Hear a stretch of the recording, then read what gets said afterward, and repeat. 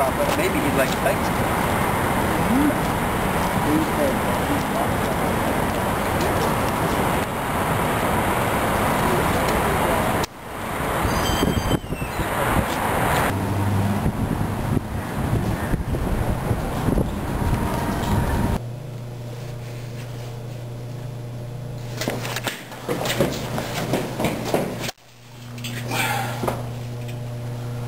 At last, my face is complete again.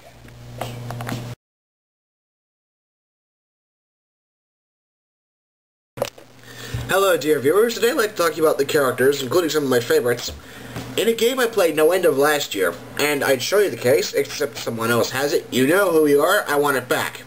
That's right, I'm talking about Super Smash Brothers Brawl. Fantastic game. It came out 2 years ago, and the fact that I'm still playing it with my friends, in fact, last year I played it with my friends till 2 in the morning, every day, and it might have had something to do with my grades last year. And I bet you're wondering what a person like me would play in this game, specifically which character. And there are three that really stand out in my mind. Firstly, there's the Zelda-Sheik duo, which you swap between by using down B. But who cares about that? Each one has their own strengths. She can move really quickly and can rack up damage because of fast attacks. However, they're not especially powerful, and she's been nerfed since Melee. Oh, did I say she? Yeah, that's right. My favorite character in fighting games is a female. Real men don't mind playing girl characters if they work. And then I bet you're wondering, Sheik, she also teleports, and then you have Zelda, who she turns into. And I prefer Zelda, because one, usually you started off with her, and two, Zelda has sparkly hands, which do sparkly things of sparkliness. And one of those main things the sparkly hands do is send people flying. Like, seriously. We're talking, oh, I can move a bit slowly because I'm wearing a dress, but... And then, boom! And suddenly Donkey Kong's going to the stage going, what? How did I get over here? And you go, I hate you, haha. Also, one of the longest range instantaneous teleports in the game, which is fantastic. And a reflector and a long-range fireball projectile. I've said repeatedly, I love Nayru's love, I love Din's fire, and I love Ferrari's wind. These are all very true, and they all have their own uses. There's the teleport, there's the fireball, and there's the thing that zaps anyone close to you and also reflects projectiles, which is fun when you're playing against people that use nothing but projectiles, like Solid Snake. I have to wonder where he keeps all those weapons. He's got a rocket-propelled grenade, a remote-controlled missile, endless grenades, landmines, and here's what I... Okay, seriously, you'd be carrying a backpack like that big if you had those. But it doesn't matter because he goes, homing missile, oh yeah? Feet! Boom! And then he gets hit with those missile and he goes, how'd that happen? As he's flying away. My next favorite character in this game, particularly if the items are turned on, is Sonic, which might surprise most people, except anyone who knows me well knows I liked Sega better than Nintendo back in the day. And Sonic is cool because he can run circles around enemies, and he's got massive dodging and dashing abilities. It's like, why did they stay each other? Back and forth 5,000 times, you can't even hit him, and then he goes, oh yeah, I'm going to barrel at you now. Poof! Ow! I'll do it again. Poof! Ow!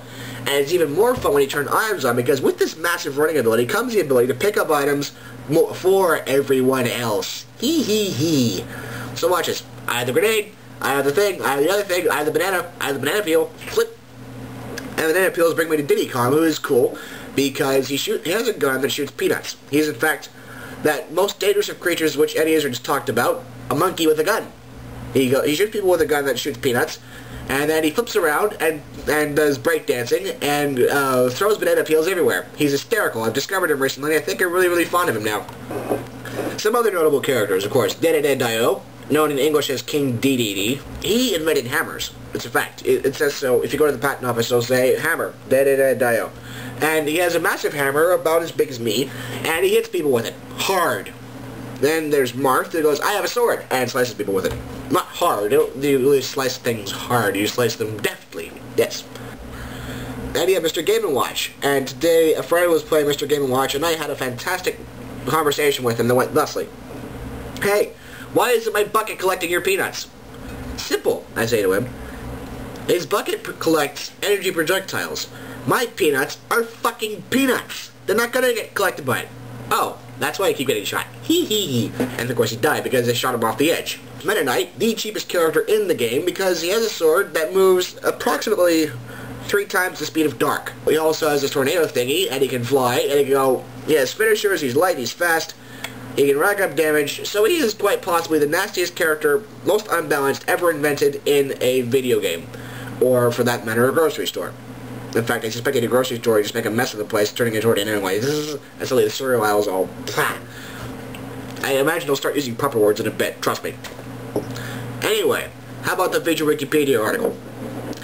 The Marshalsea was a prison in the south bank of the River Thames in Southwark, now part of London. From at least 1329 until it closed in 1842, it housed men under court-martial for crimes at sea, including unnatural crimes, i.e. buggery, political figures and intellectuals accused of sedition or other inappropriate behavior, and most famously, London's debtors, the length of their stay determined largely by the whim of their creditors. Run privately for profit, as were all prisons in England until the 19th century. That's very weird.